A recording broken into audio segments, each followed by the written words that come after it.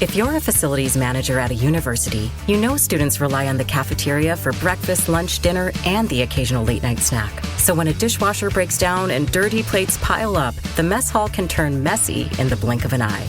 Enter Grainger. With over 1 million industrial-grade products and fast delivery, the product you need now is never far away. So you can turn that dishwasher back into a lean, clean washing machine. Call, click Grainger.com, or just stop by. Grainger, for the ones who get it done. If you find yourself in need of legal representation, it can be a very stressful time in your life. In my career, I have dealt with thousands of lawyers, I've dealt with thousands of law firms, and I can confidently recommend to you Keith M. Davidson at kmdlaw.com. Available 24 hours, 7 days a week. Just log into kmdlaw.com. That's kmdlaw.com. Or you can call toll-free 833-4KMD-LAW. That's 833-4KMD-LAW. Personal injury, wrongful death, STDs, sexual assault, car accidents. They handle it all efficiently and professionally. It doesn't matter how imposing the opposition may be, because the team at kmdlaw.com are battle-tested and fierce. They will not stop until justice prevails. Go to kmdlaw.com or call toll-free 833-4KMD-LAW. If you're in for the fight of your life, stop screwing around and contact KMD Law. Before Epstein was the Franklin cover-up. Before that, the Finders. And long before that, the Cleveland Street Scandal. Pedogate Primer is a concise intro and overview of a growing child abuse epidemic worldwide. It features shocking instances of institutionalized and organizational pedophilia throughout history. Churches, cults, the world of arts and entertainment, the government, NGOs, charities, and major corporations are all complicit or culprits in many instances. Pedogate Primer delves into material that for many may seem like the stuff of conspiracy theories. For this reason, the book draws on academic resources, declassified documents, and other reliable sources, and steers clear of conjecture. Such shocking true stories need no embellishment. Emailrevealer.com. People ask me all the time, hey Ed, are you still a private investigator? I sure am. Go to emailrevealer.com. We handle adoption investigations, infidelity investigations, where you give us your spouse's email address. We trace it back to online dating websites, catch them cheating online. Email tracing, locate or identify somebody from as little as an anonymous email address. Someone owe you money? Back child support? We can find that deadbeat, locate his hidden assets, locate his hidden bank accounts, find his current place of employment, and even assist you in obtaining a judgment and recover that judgment for you. Emailrevealer.com. Digital forensics, computer forensics, cell phone forensics, recover deleted text messages, create a report that you can use in court. Emailrevealer.com, 800-572-9762. A flooded home or business is never easy to deal with. You're left with a mess to clean up, having to deal with the insurance company to pay for the damages, not to mention the memories that are lost that you cannot replace. And Aquadam can be another tool in your arsenal to protect your home or business from the floodwaters, a hurricane storm surge, or the king tides. Give Aquadam a call at 707-764-2119 or look us up online at aquadam.net. We can help. We're also offering 10% off the price to anyone who mentions they heard this ad on the Opperman Report. It's the Opperman Report. Join digital forensic investigator and PI Ed Opperman for an in-depth discussion of conspiracy theories, strategy of New World Order resistance, high-profile court cases in the news, and interviews with expert guests and authors on these topics and more. It's the Opperman Report. And now, here is investigator Ed Opperman. Okay, welcome to the Opperman Report. I'm your host, private investigator Ed Opperman. You can find me at Opperman Investigations and Digital Forensic Consulting, either through my website, emailrevealer.com, or you can just email me directly at oppermaninvestigations@gmail.com. If you like our show, be sure and check out our Patreon, because I put up a lot of content up there. It's a lot of stuff free, too, on Patreon. You can find for free. But all the shows you can hear Monday to Friday, AM/FM radio, we put up on Patreon with the ads edited out, ad-free, commercial-free, totally. And then we have our Spreaker channel. You can check out on Friday nights. I do a live solo show there Friday nights. I'm going to do one tomorrow night.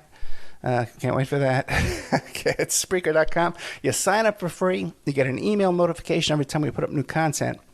And there's a chat room, too. You can hang out and chat with other listeners. I have with us today a local activist named Thomas Kennedy, who's made a name for himself, especially recently, because he was described as a known agitator by Governor Desantis when he tried to attend a Desantis public event and detained by the police. And then he followed up with a lawsuit to find out he was on an enemies list. Our guest here, Thomas Kennedy. Thomas Kennedy, are you there? Yes, I'm here. Thank you so much for having me. No, thank you so much. I'm really excited to meet you. My daughter follows you. She was following you even before this incident. But tell us about yourself. Who is Thomas Kennedy? Known agitator. Yes, sure. So yeah, I'm mostly I would describe myself as an immigrant. I came here at the age of 9 with my parents from Argentina. And I guess I got started in activism, organizing, politics, whatever you want to call it, because I was undocumented. We came here on a tourist visa. We overstayed, and we were left without papers for, my parents for almost 2 decades, and myself for about a little under 15 years. I was able to resolve my status. I got married. And I was able to petition my parents eventually, after the period of time that I just described, to become legal residents themselves. But obviously, the whole experience left a pretty bitter taste in my mouth. The obstacles and just awful things you have to deal with being undocumented. So I got involved in 2010. Doing activism around the DREAM Act at the time. That's legislation that would give young undocumented folks like myself, at the time I'm not so young anymore, path to citizenship. And although that failed, I stayed involved, and over the years got involved, more deeper and deeper level and different, and also in other different areas, right? And in 2016, I got really involved in the Bernie Sanders movement. And yeah, ever since then, I've just been, advocating for different causes, issues, on the progressive side, and working to hold accountable, scumbag politicians like Ron Desantis here in the state. And yeah, that's a short synopsis of, I guess, my trajectory. So Thomas, 9 years old, right? And you don't have that paperwork, that magic paperwork that's required, to be considered an equal, right? That must have been traumatic and stressful throughout your whole formative years. Yeah, it was, and it's not so. It's you start feeling it more and more as you get older, right? So the first time that it really impacted me, as silly as this is going to sound, was when I was 16, and I was in high school, and all my you get to take driver's ed classes in a lot of high schools at that time, and when you finish the driver's ed class, you're typically given your driver's permit, right? And I remember I took an art elective instead because I didn't want to explain to my peers, my friends at the time, that I would take this class and not have my driver's permit. And they would be like, well, why don't you have your driver's permit? You finished the class along the rest of us. So I didn't want to get into all that and make that explanation. So instead, I took an art elective. I remember people being like, dude, why don't you just get this out of the way and get the driver's permit, right? And I was just like, oh, no, I'm just really into art, so I'm going to take art instead, which was technically true, but I would have definitely liked to just kind of gotten the permit out of it. But, it's as you get older, you start facing more and more obstacles, right? So around that time, most kids start getting their first, summer jobs, and I really couldn't get, a traditional, retail or, service industry job as most kids do, I had to work construction under the table. Then when I finished high school, at the time there was no in-state tuition for undocumented students in Florida, so that means you have to pay as a foreign student, which is 3 to 4 times more expensive. So higher education was inaccessible and unaffordable to me. so I couldn't do that. There was not as many private scholarships back then, just 2009. So there's not that many private scholarships or options for students like me. There were no resources. I remember I went to see my counselor, my high school counselor, to ask him, what are some of my options so I can pursue higher education. And he literally told me there's not a lot of options for you, which is very discouraging and, very bad job from that person. So yeah, you just start running into all these closed doors that there's no key for, and it starts becoming insanely frustrating, especially as you see everybody around you start advancing rapidly and you're just kind of stuck. Yeah, there's just all these brilliant, talented people not given an opportunity. Someone, it's heartbreaking. As someone who's lived through this, what do you see as the solution to our immigration issues in this country? Yeah, and lad, I would have been in a totally different trajectory if it wasn't for that, right? Like my dream. And I'm not trying to be like, oh my God, I couldn't follow my dream, because, I love my life now. I love being an activist and organizer. It's great. But I really wanted to go to school to be an architect. And, that was just not, it was just very complicated, unaffordable, and just hard for me to do that straight out of high school, So I just got put in a different trajectory. So, yeah, just a lot of dreams deferred, you could say, and there's people that have it even harder than me. So yeah. Well, then what do you think the solution is? The solution is to give folks a path to citizenship. Look, the last time we had a comprehensive immigration reform, it was called amnesty at the time by the Ronald Reagan administration, was I believe 1986 or 80. Yeah, I think it was 1986. Around 35 years ago, that's the last time that there was any sort of codified path to citizenship for people who are here undocumented, working and paying taxes, that have set roots here. During that same time, you've had the establishment of ICE, the Department of Homeland Security. You've had, billions and billions of dollars worth of funding going to enforcement at the border, enforcement in our communities in terms of removal operations, the detention deportation machine. So it's more than enough time to give, the over 11 million undocumented immigrants that are here, that have been here and that are working, a path to citizenship. And, it's up to lawmakers in Congress to figure out the fine details of what that would look like. But it's time to do so. And the good news is that, there's a reconciliation package that's being right now, that's moving through Congress. It just passed the House of Representatives. It's a $3.5 trillion budget resolution that has money for climate initiatives, has money for healthcare initiatives, childcare initiatives. And within that, there's actually money for legalization purposes.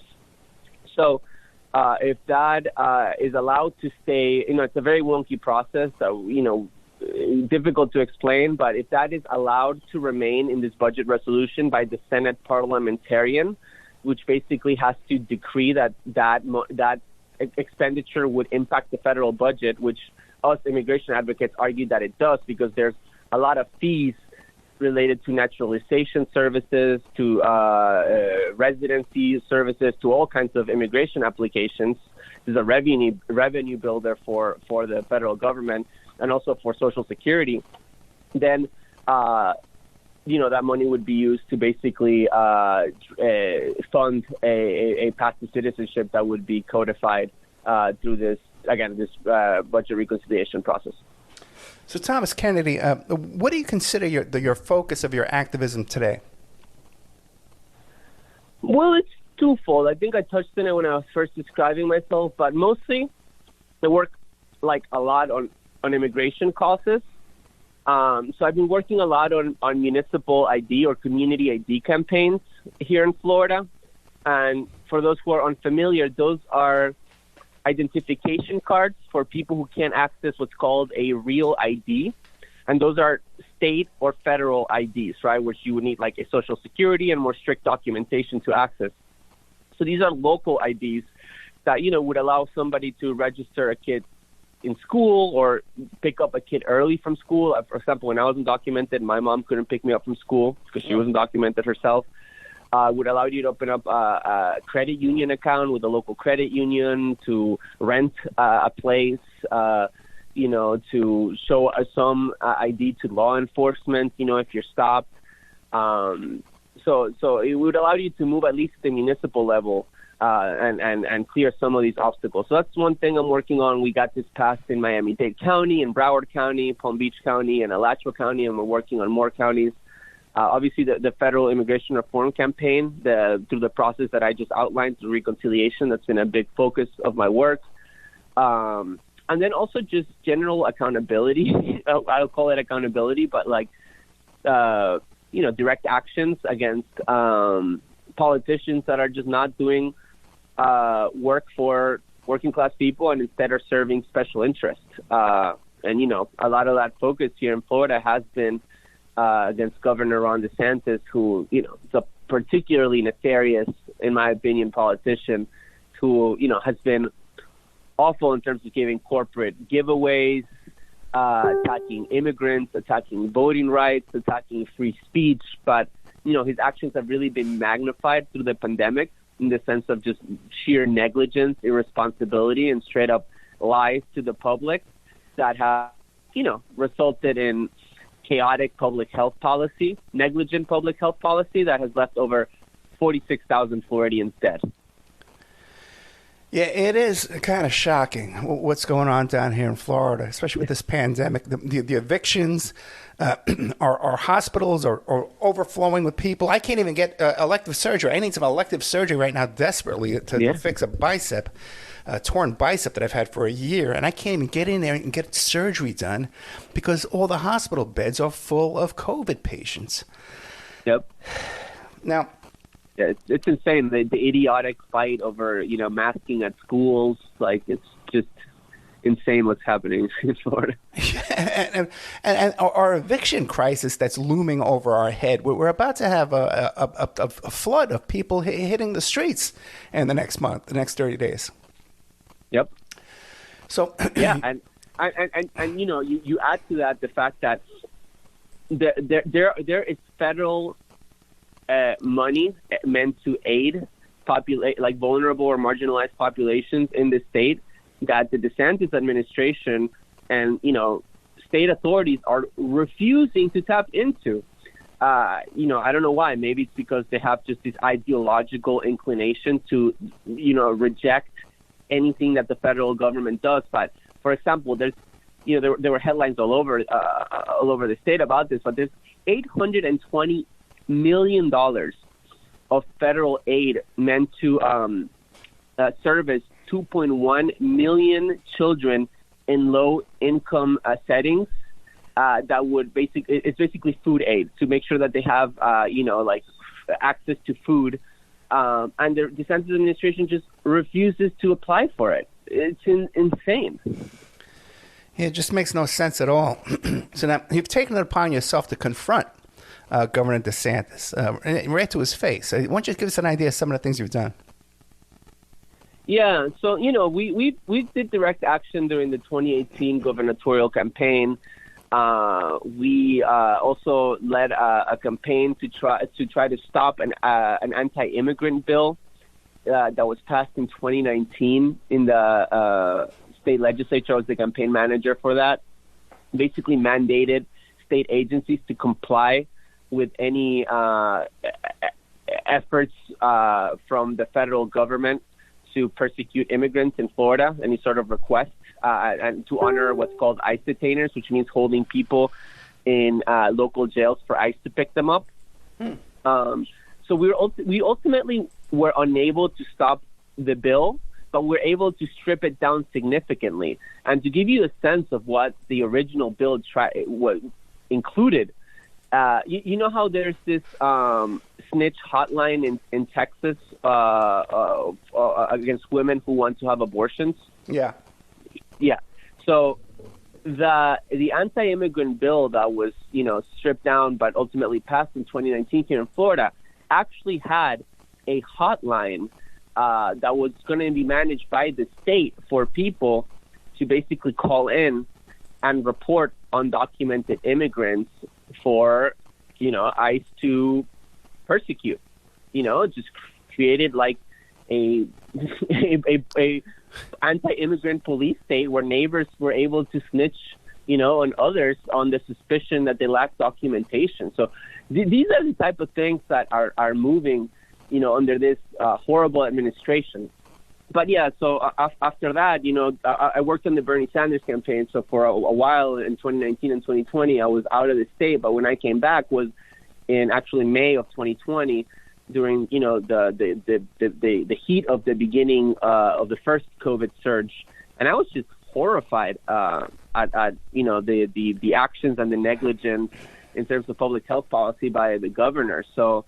I managed to get inside one of his press conferences at Jackson Memorial, which is the largest hospital in the state. In South Florida, and basically yell at him to his face that he was an embarrassment, that he was misleading and lying to the public, that there was no plan, that at the time 4,000 Floridians had died, from his negligent behavior. Now it's 46,000.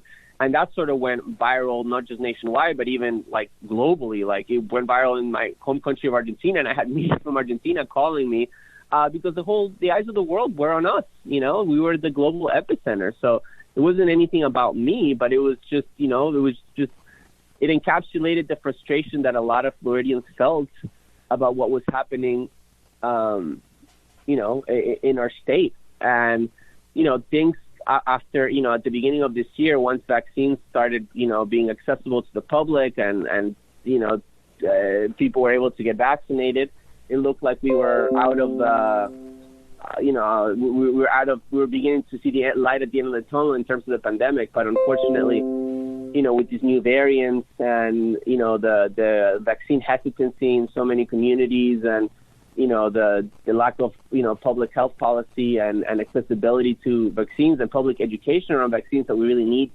from authorities, we just didn't move fast enough to contain these variants. So now we're having to deal with these new strands, right? The Delta, the Mu, the Lambda, and, it's really difficult to say when this is going to be all over. Now, Thomas Kennedy, people can follow you on Instagram and Twitter at TOMASKENN, Tomas Ken, KENN. Now, but how do you fund all this work you're doing? How do I fund all the work that I do? Yeah, people want to support you. Yeah, so I work. I don't take any personal money, right? Like I don't have like a GoFundMe or anything like that. And I don't want to. Not that there's anything wrong with that, but it's just not something that I personally do. But I do work with a variety of nonprofits. So the one that I'm working with right now is the Immigration Hub, and also the Florida Immigrant Coalition, which also they both do great work in terms of these immigration campaigns that I have outlined. So I encourage people to, look in their websites. Again, that's Immigration Hub or the Florida Immigrant Coalition. They're nonprofit organizations. And if you want to donate to either one, you absolutely should and can.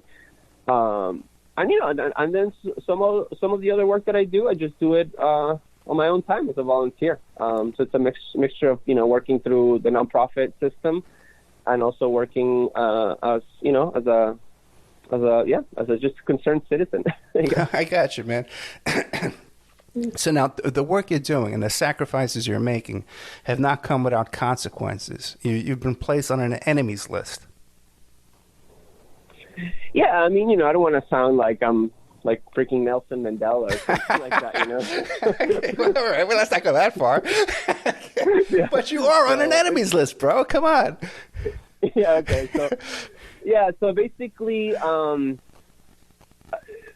I tried to attend another press conference by the governor after, that initial interruption that I detailed that went viral. Right. DeSantis was having another press conference in Miami-Dade where he was suing, the cruise line industry, which I'm not a particular fan of the cruise line industry or anything, but I just thought it was idiotic, move by the governor to sell the cruise line industry because they wanted to require, vaccination records for, the clients or whatever. So I wanted to go, and when I got there, it was in the port of Miami, which it's a publicly funded port, by us the taxpayers, completely open to the public. You can drive there, you can take public transportation, it's a place where anybody can go. So I went there, and I didn't even try to go in the governor's press conference. Literally parked my car, and immediately, several police cruisers surrounded me. They tapped on my door, told me to get out of the car, hands on the windshield, the whole shebang. And yeah, they basically detained me for over 30 minutes. Never told me why I was being detained. And at the end of the 30 minutes, they told me that they had an order, and so on video, had an order to escort me out of the port, which I also asked, why am I being detained? Why am I being escorted out of the port? I literally just parked my car. Again, never tried to go inside the governor's press conference at that point. They refused to tell me why. So I got in my car. I left the port with a police escort following me all the way back, to, outside of the port and well out of it. And afterwards, I was curious, right? I was like, why did this happen? So with the help of a friend called Grant Stern, another activist, we filed a public records request, which we, after difficulty, and I believe a lawsuit, we managed to obtain. And the incident report detailed that the Florida Department of Law Enforcement, which is Florida's state law enforcement agency, had shared my information with Miami-Dade County Police, both my personal and vehicle information, because they had labeled me as a known agitator because of my activism in the past, and had orders to detain me on site, basically. If I'm in proximity of the governor's events. But, to me, that's, and to other people that I've asked, that's a violation of, my First Amendment rights, because, there's something called sunshine law here in Florida that, meetings of public officials have to be open to the public. That's open to interpretation as to how open they are. But remember, it's different if you are, going to, this event, and I presented myself at the door and asked to go in, and they said, no, look, you're not on the list, you just can't go in, whatever. You're not invited. But I was detained in a public parking lot, in a public space. They had, far, several hundred feet away from, the closed building in which this press conference was going to be at. It's not like it was out in the public, merely just for my political views, right? And removed from a public space in Miami. So, by a police agency, basically doing the bidding of the governor because they found me an inconvenience. And so that was disturbing to us. But through further public records requests, and because they used this, so basically we also found out that the Florida Department of Law Enforcement has a rap sheet on me, detailing my political activities and my information that they use at Desantis events to basically say, don't let this individual in, right? But what's more disturbing, I think, is that attached to that rap sheet, there's a list of people labeled associates, so my associates, right? And we were able to obtain this list, but it's redacted, so we don't know who's actually in this list. But they used this associates list to basically not just vet me, but vet people that are associated with me from entering the governor's events. So again, these are people who just by guilt of association with me are not allowed as constituents of the governor to go to like his public events just because they're associated with me. You know, that's to me, again, it's pretty disturbing, and again, an infringement on my First Amendment rights, because now people that are just associated with me, suffer consequences for it, but also an infringement of those people's First Amendment rights, for being put on a freaking list by Florida's top police agency merely because they, I don't know who is on that list, but just have some sort of link to me. Okay. People can go to Thomas Kennedy's Twitter account, okay? And once again, it's the same thing as I said before. It's a TOMASKENN. And he has a copy of this incident report where the police's account of what happened that day. And in the police's own account, they describe that they had a physical description of his vehicle before he showed up. So they were looking for this guy before he even came. Like, somehow they must have known you were going to go down there, right? They must have had prior information that you might show up because they were looking for you. Yeah, exactly. Right. And also, too, he has a copy of the video so you can watch where the police detain him. Now, you say that you got a copy of this incident report through Grant Stern?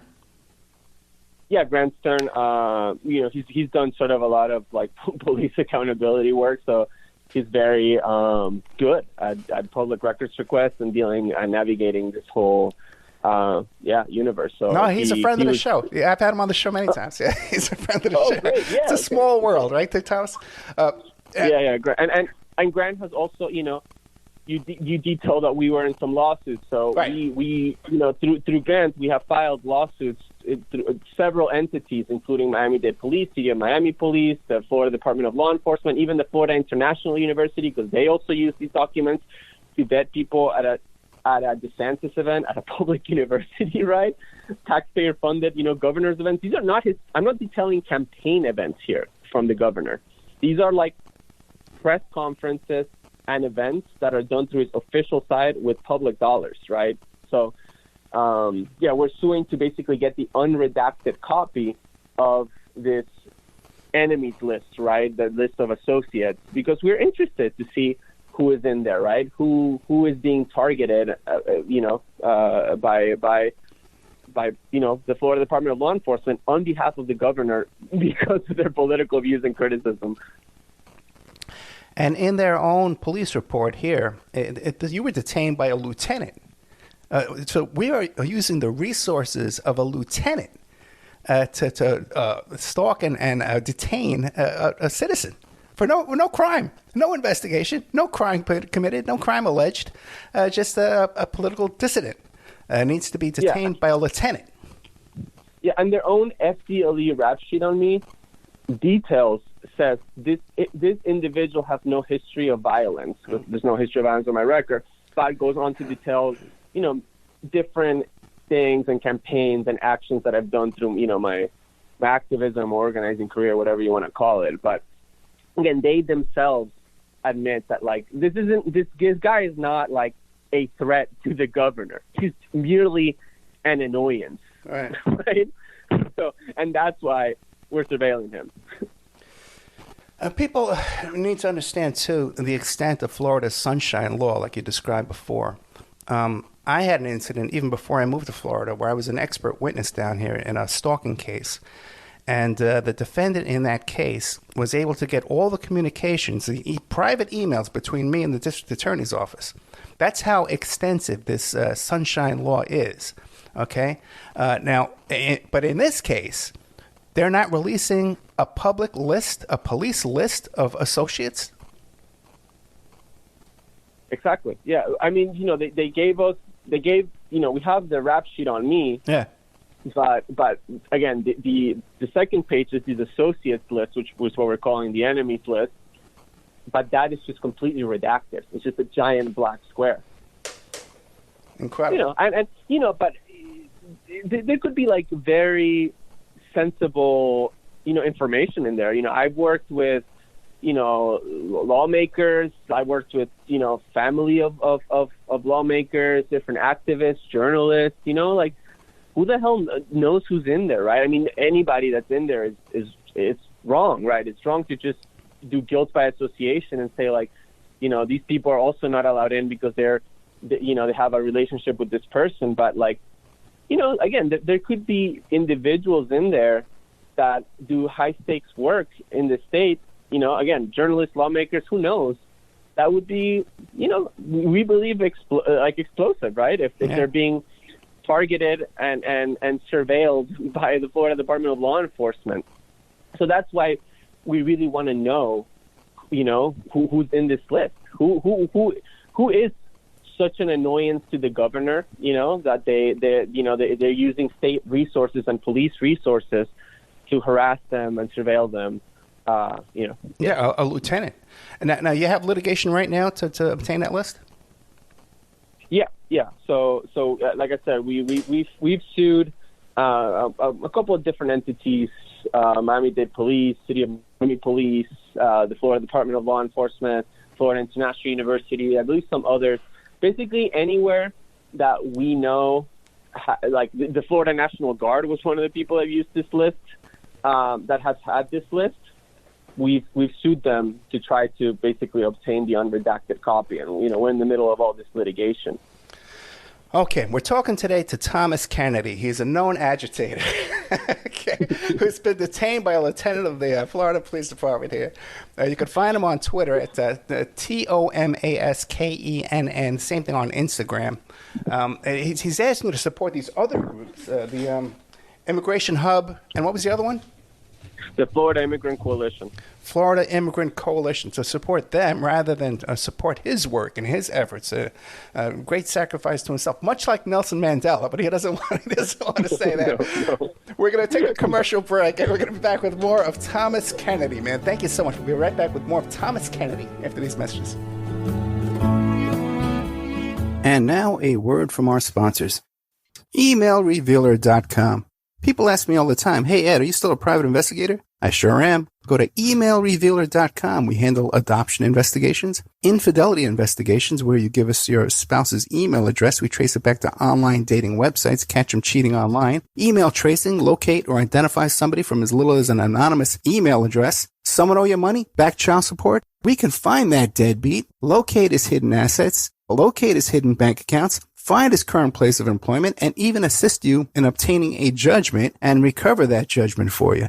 EmailRevealer.com. Digital forensics, computer forensics, cell phone forensics, recover deleted text messages. Create a report that you can use in court. EmailRevealer.com. 800-572-9762. A flooded home or business is never easy to deal with. You're left with a mess to clean up, having to deal with the insurance company to pay for the damages, not to mention the memories that are lost that you cannot replace. And Aquadam can be another tool in your arsenal to protect your home or business from the floodwaters, a hurricane storm surge, or the king tides. Give Aquadam a call at 707-764-2119 or look us up online at aquadam.net. We can help. We're also offering 10% off the price to anyone who mentions they heard this ad on the Opperman Report. If you find yourself in need of legal representation, it can be a very stressful time in your life. In my career, I have dealt with thousands of lawyers, I've dealt with thousands of law firms, and I can confidently recommend to you Keith M. Davidson at kmdlaw.com. Available 24 hours, 7 days a week. Just log into kmdlaw.com. That's kmdlaw.com. Or you can call toll-free 833-4KMD-LAW. That's 833-4KMD-LAW. Personal injury, wrongful death, STDs, sexual assault, car accidents. They handle it all efficiently and professionally. It doesn't matter how imposing the opposition may be, because the team at kmdlaw.com are battle-tested and fierce. They will not stop until justice prevails. Go to kmdlaw.com or call toll-free 833-4KMD-LAW. If you're in for the fight of your life, stop screwing around and contact KMD Law.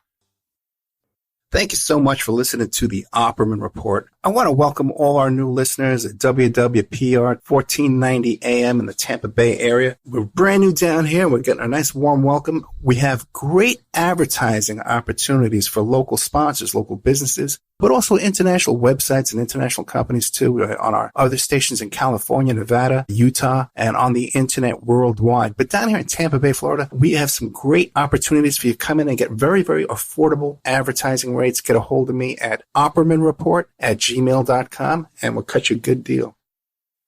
Before Epstein was the Franklin cover-up. Before that, the Finders. And long before that, the Cleveland street scandal. Pedogate Primer is a concise intro and overview of a growing child abuse epidemic worldwide. It features shocking instances of institutionalized and organizational pedophilia throughout history. Churches, cults, the world of arts and entertainment, the government, NGOs, charities, and major corporations are all complicit or culprits in many instances. Pedogate Primer delves into material that for many may seem like the stuff of conspiracy theories. For this reason, the book draws on academic resources, declassified documents, and other reliable sources, and steers clear of conjecture. Such shocking true stories need no embellishment. It's the Opperman Report. And now, here is investigator Ed Opperman. Okay, welcome back to the Opperman Report. I'm your host, Private Investigator Ed Opperman. You can find me on Twitter and Instagram at Opperman Report, OPPERMAN Report. Both one word, no spaces or anything like that. And you can find our guest today, Thomas Kennedy, on his Twitter there at TOMASKENN, both on Twitter and Instagram. So, Mr. Kennedy, I was noticing too on your Instagram page, there was another incident where this time you were confronted by the U.S. military? Well, the U.S. National Guard. Okay. So, sort of. Yeah, so basically what happened is, after this incident that I detailed earlier, where I was detained at the Port of Miami, I saw that Desantis was coming again, so I went with Grant Stern, the person who I was mentioning that helped me do a lot of these public records requests. We went to this press conference because we wanted to see if we could get in and what would be the reaction, post the detention. So basically, it was at the National Guard Armory in the city of Miami. It was, again, a press conference, notice to the public, whatever. So when we got there, the National Guard folks at the door denied us entry, stopped us, and we saw in their hands, you could see in my Instagram, I took pictures. I managed to take a picture of it. They had this FDLE rap sheet on me with my picture on it. Wow. And they had the enemies list, and I couldn't really get a good picture. The enemies list is a bit blurry, but they had U.S. military personnel, basically, with this Florida Department of Law Enforcement documents, basically stopping, people who they deem annoying from entering these publicly announced press conference and taxpayer-funded press conferences by the governor. Yeah, now that's really outrageous as well, because we got all those posse comitatus laws, that you can't have the U.S. military doing law enforcement within the United States, and he has Florida law enforcement documents in his hands. That's pretty outrageous there. Now, what about Grant? Doesn't he have some kind of press credentials? I know he's on the radio down there in Miami. Well, I mean, yeah. So Grant is the executive director, I believe, of Occupy Democrats. He's been. He's broken a lot of different cases. He does a lot of stuff around, police accountability, but also he's broken stories, about, for example, the election, the so-called election fraud that Trump, claimed after the last presidential cycle, about the grifting from, what his lawyer, Sidney, whatever. Yeah, point is, Grant has done. Grant has done significant journalistic work, and but he has also been denied access to these events. And in fact, in another police report, he was called a known associate of mine. Really? And was described as somebody to keep out of these events.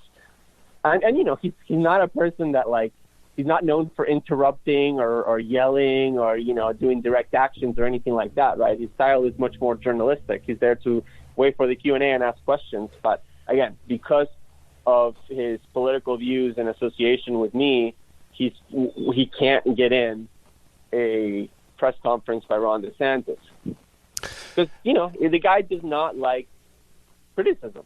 It's obvious. And I remember the Rick Scott era when he was governor. Well, I'm no fan of Rick Scott. I think the guy is horrible.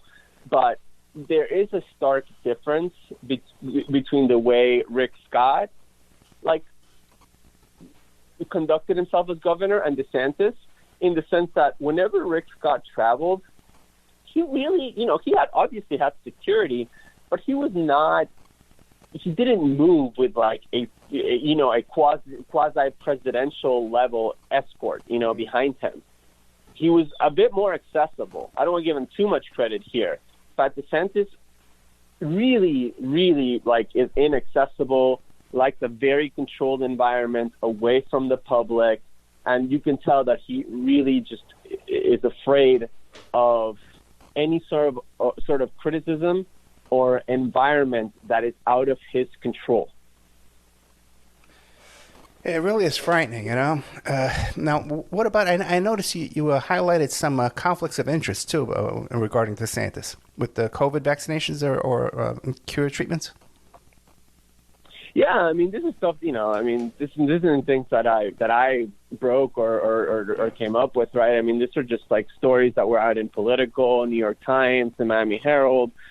But, when the vaccine rollout first started, it's kind of hard for us to forget it, but it was very similar to when COVID testing first started. It was very difficult to get a COVID test at first, right? Mm. It was also kind of difficult to get a vaccine until a few months into the rollout, particularly here in Florida. So, we saw things like, hospitals sending emails to their donors saying, that they had gotten a dose of vaccines and they had, basically dibs on the first shot. And DeSantis, one thing that really colored the first phase of the vaccine was that they were doing this vaccine pop-up sites at, sort of these affluent, gated community developments that when people looked who the developers were, they had been significant donors of DeSantis' campaign, right? So there was definitely a sense, or at least a money trail in Florida, that the first communities to get, access to vaccination were people who had a monetary history or link with Friends of Ron DeSantis' PAC or campaign. And that's the name of his campaign PAC. What do you have planned next? I mean, we're going to keep at it. We're working on this municipal ID stuff that I detailed earlier, which is very important to us because it will also help with vaccination efforts. I'll tell you, a lot of places, they still ask you for ID to get vaccinated. A lot of places not required, but also a lot of undocumented immigrants and just immigrants in general feel both embarrassment and intimidation of going to get vaccinated to a place without an ID.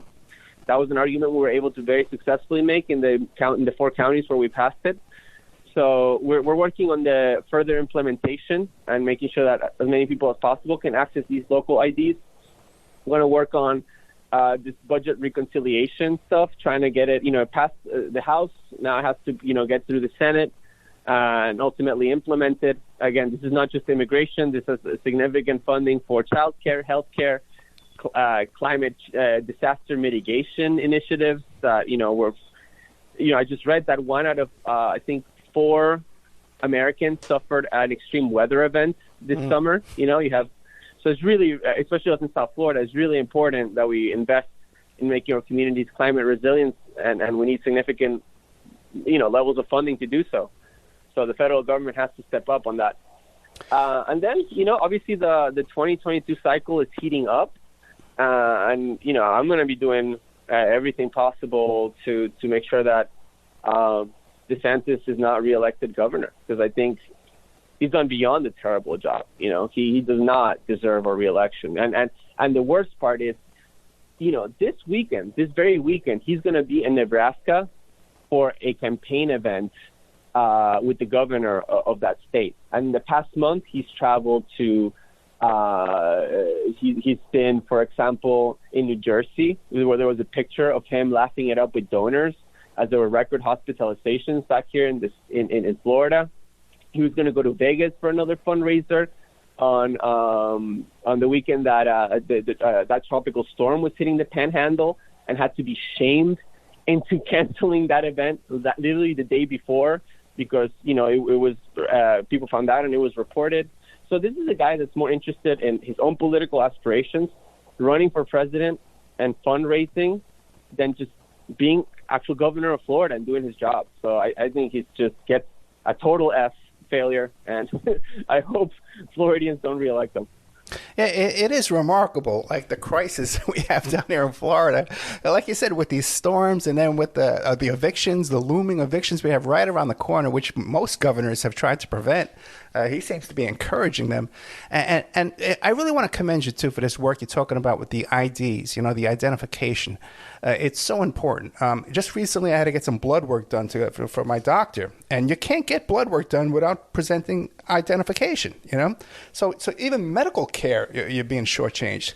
And people need to understand, too, the first thing that these human sex traffickers do when they get a hold of these young women is they take away their identification because it limits you in what you can do and how you can escape and get away. You can't get on a plane without ID, too, all this kind of stuff. So ID is so important for the average person out there. Yeah, I mean, I tell people all the time, sometimes people will be like, well, why is this important? Why a community ID? Why a municipal ID? And I'm like, I'm not trying to shame people. I'm like, if you don't realize how much of an ID is important to your day-to-day life, it's because you never lived without one. But think about it. Think everything that you do in your day-to-day life that you need to pull out an ID for. And you start realizing that, living without one is kind of hell. Very complicated. Yeah, and the statistics of people who don't have an ID, have lost their license, suspended license, they lost their license, everything increases, homelessness, arrest records, all kind of problems, even gun accidents. Most gun accidents happen to people that don't have a driver's license. It's the gateway to homelessness, is not having your ID. Exactly. Thomas Kennedy. I mean, I can't thank you enough, man. You're doing great work out there. If people want to support you, what do they do? Just follow you on Twitter and Instagram?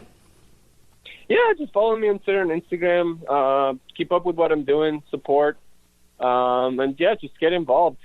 Send me a message. I'm more than happy to, guide people in joining some sort of political home, organization, effort, campaign, even if it's on immigration or, you want to, or you don't want to work, even if you hate DeSantis, but you're like, I don't want to work in electoral politics. If you want to work in housing, climate, or whatever, I'm more than happy to point people in the right direction. So, I'm happy to connect with whoever. Okay, so that's both on Twitter and Instagram at TOMASKENN. Thomas Kennedy, thank you so much. No, thank you for having me on. It's a pleasure. Good night. All right, take care. And now a word from our sponsors. If you find yourself in need of legal representation, it can be a very stressful time in your life. In my career, I have dealt with thousands of lawyers, I've dealt with thousands of law firms, and I can confidently recommend to you Keith M. Davidson at kmdlaw.com. Available 24 hours, 7 days a week. Just log into kmdlaw.com. That's kmdlaw.com. Or you can call toll-free 833-4KMD-LAW. That's 833-4KMD-LAW. Personal injury, wrongful death, STDs, sexual assault, car accidents. They handle it all efficiently and professionally. It doesn't matter how imposing the opposition may be, because the team at kmdlaw.com are battle-tested and fierce. They will not stop until justice prevails. Go to kmdlaw.com or call toll-free 833-4KMD-LAW. If you're in for the fight of your life, stop screwing around and contact KMD Law. Emailrevealer.com. People ask me all the time, hey, Ed, are you still a private investigator? I sure am. Go to emailrevealer.com. We handle adoption investigations, infidelity investigations, where you give us your spouse's email address. We trace it back to online dating websites, catch them cheating online. Email tracing, locate or identify somebody from as little as an anonymous email address. Someone owe you money? Back child support? We can find that deadbeat, locate his hidden assets, locate his hidden bank accounts, find his current place of employment, and even assist you in obtaining a judgment and recover that judgment for you. Emailrevealer.com. Digital forensics, computer forensics, cell phone forensics, recover deleted text messages. Create a report that you can use in court. Emailrevealer.com. 800-572-9762. Before Epstein was the Franklin cover-up. Before that, the Finders. And long before that, the Cleveland street scandal. Pedogate Primer is a concise intro and overview of a growing child abuse epidemic worldwide. It features shocking instances of institutionalized and organizational pedophilia throughout history. Churches, cults, the world of arts and entertainment, the government, NGOs, charities, and major corporations are all complicit or culprits in many instances. Pedogate Primer delves into material that for many may seem like the stuff of conspiracy theories. For this reason, the book draws on academic resources, declassified documents, and other reliable sources, and steers clear of conjecture. Such shocking, true stories need no embellishment. Thank you so much for listening to the Opperman Report. I want to welcome all our new listeners at WWPR 1490 AM in the Tampa Bay area. We're brand new down here. We're getting a nice warm welcome. We have great advertising opportunities for local sponsors, local businesses, but also international websites and international companies too, on our other stations in California, Nevada, Utah, and on the internet worldwide. But down here in Tampa Bay, Florida, we have some great opportunities for you to come in and get very, very affordable advertising rates. Get a hold of me at oppermanreport@gmail.com and we'll cut you a good deal. A flooded home or business is never easy to deal with. You're left with a mess to clean up, having to deal with the insurance company to pay for the damages, not to mention the memories that are lost that you cannot replace. An Aquadam can be another tool in your arsenal to protect your home or business from the floodwaters, a hurricane storm surge, or the king tides.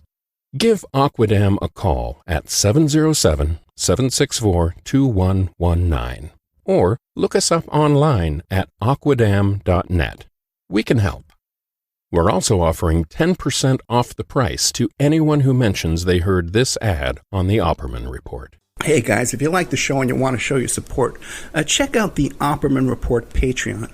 You can go there and become a member for $3 a month. We have all the shows that you hear Monday through Friday on AM/FM radio. We have all those shows, but we cut out the ads, so you can hear that content ad-free. There's a $5 section where we put up all the old member section shows are going up over there. And then there's a $10 section where we have brand new content. 8 hours of exclusive content per month goes up there in the $10 section.